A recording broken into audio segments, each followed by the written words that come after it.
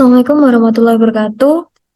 Kami dari kelompok 6 akan mempresentasikan tentang analisa dan perancangan sistem informasi aplikasi kasir coffee shop dengan berbasis UML.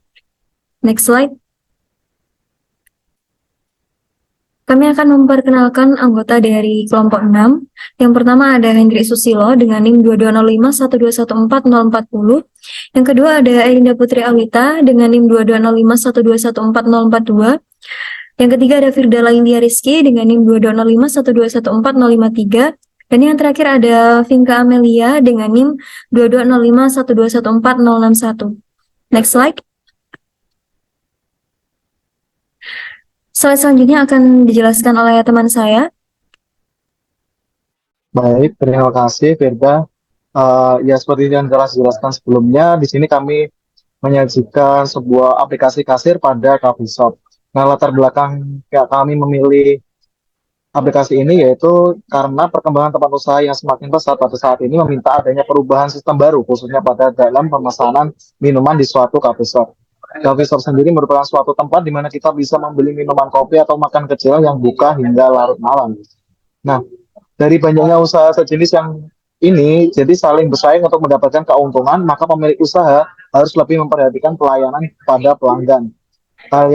Hal inilah yang membuat pelanggan menjadi nyaman dan puas pada pelayanan, yaitu mana yang diberikan dengan cepat. Untuk mengatasi permasalahan tersebut, yaitu menggunakan teknologi sebuah scan barcode berupa gambar matriks dua dimensi yang berfungsi sebagai menyimpan data. Next.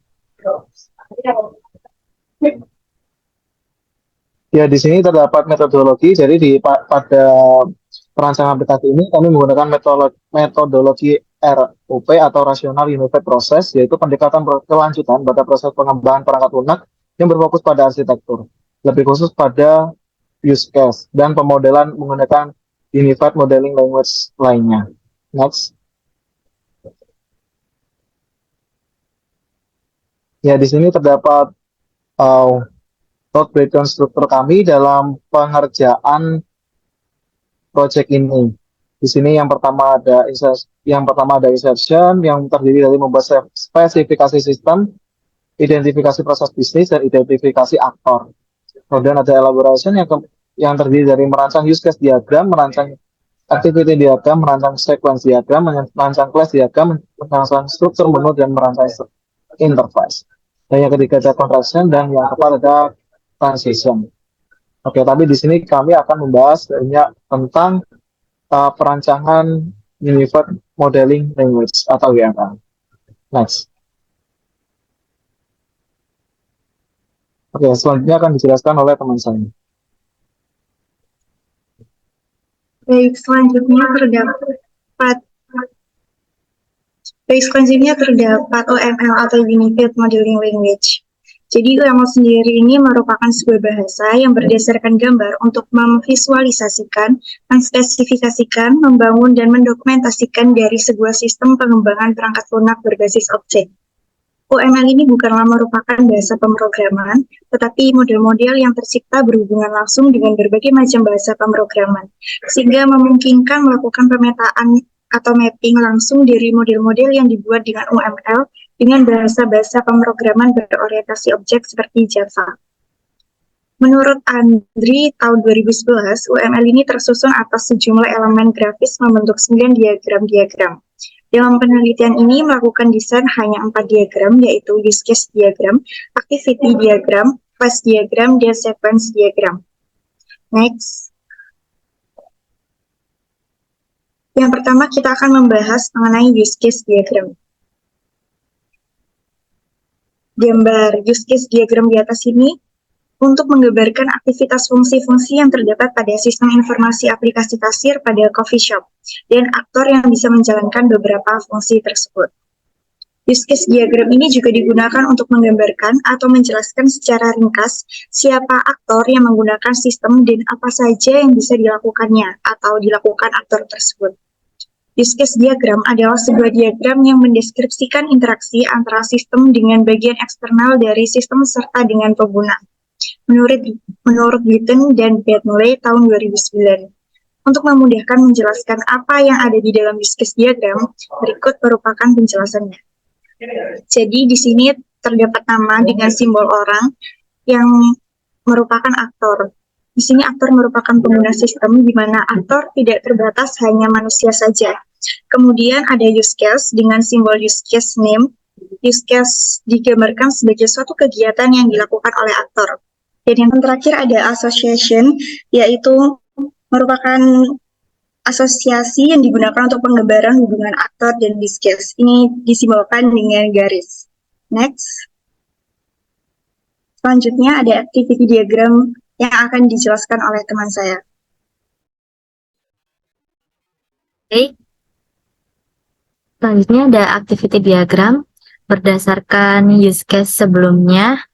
Maka pada aktivitas ini menghasilkan rancangan activity diagram login user untuk menjelaskan aktivitasnya pada aplikasi kasir.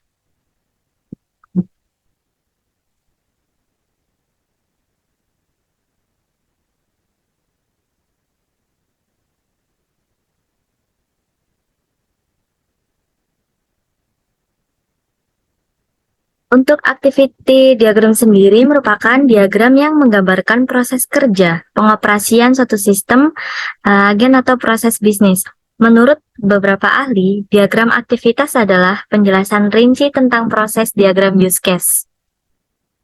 Dari tabel ini dimulai dari titik awalnya memasukkan ke halaman login aplikasi, kemudian dari masuk ke halaman login aplikasi ini menampilkan halaman login, lalu untuk mengisi email dan password, klik login itu berasal dari setelah menampilkan halaman login. Untuk mengecek validasi, jika benar maka akan menampilkan halaman dashboard user. Jika salah, dia akan menampilkan pop-up notifikasi email atau password salah. Kemudian menampilkan halaman login dan mengisi email dan password, klik login. Berikut adalah penjelasan simbol-simbolnya. Ada nama simbol dan keterangan. Yang pertama titik awal dan akhir. Simbol awal digambarkan dengan titik berwarna hitam, kemudian yang titik akhir digambarkan dengan titik hitam di tengah lingkaran putih. Yang kedua ada association, simbolnya garis, yaitu penghubung aktor dan use case. Yang ketiga ada aktivitas, keterangannya kegiatan aktor atau sistem. Terus yang keempat ada percabangan, itu untuk pilihan mengambil keputusan. Node digambarkan dengan garis juga untuk kegiatan paralel atau menggabungkan dua kegiatan. Yang selanjutnya ada fork, itu untuk menunjukkan adanya dekomposisi. Yang terakhir ada fork final, yaitu aliran akhir. Next.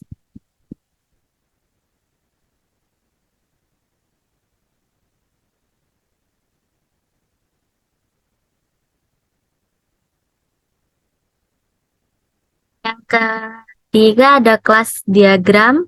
Kelas diagram adalah model yang menggambarkan struktur dan deskripsi di dalam kelas itu sendiri, serta hubungan antara kelas dan kelas lain. Mirip dengan diagram IR pada pemrograman terstruktur, dengan bedanya pada diagram IR tidak terdapat metode dan operasi, tapi hanya ada atribut. Sedangkan kelas diagram terdiri dari nama kelas, atribut, dan metode pada tabel di bawah ini. Merupakan beberapa contoh simbol di dalam kelas diagram. Next.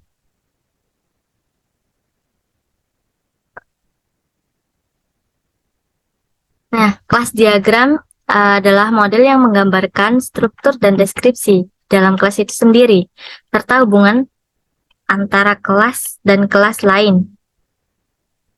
Sudah dijelaskan tadi di awal, kemudian pada tabel di bawah ini merupakan beberapa contoh simbol di dalam kelas diagram.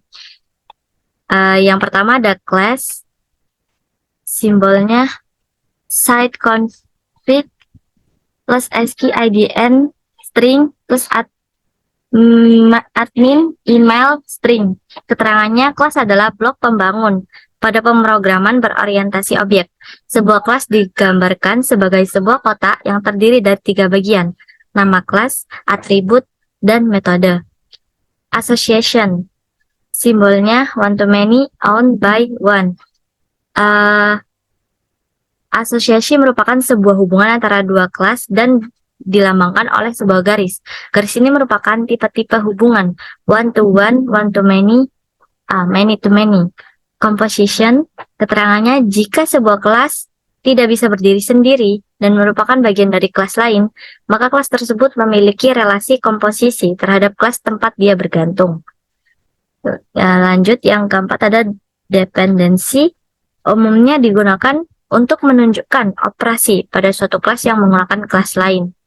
Yang kelima ada aggregation, mengindikasikan keseluruhan bagian hubungan dan biasanya disebut relasi hubungan. Yang terakhir ada generalization, yaitu sebuah relasi sepadan dengan sebuah relasi turunan pada konsep berorientasi objek. Next.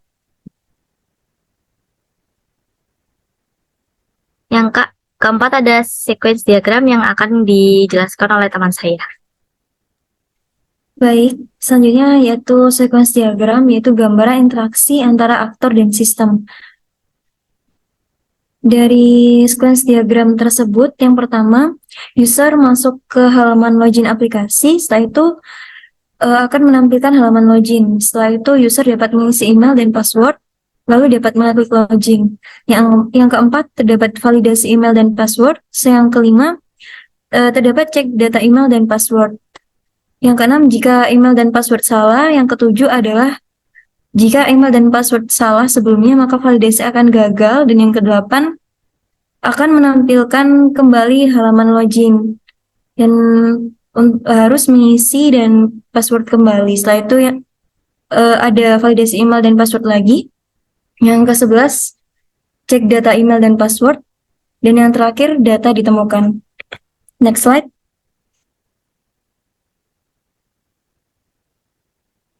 Nah, yang terakhir ada kesimpulan. Setelah menyelesaikan tugas besar ini, kami menghasilkan sebuah UML dari sebuah sistem informasi kasir pada coffee shop.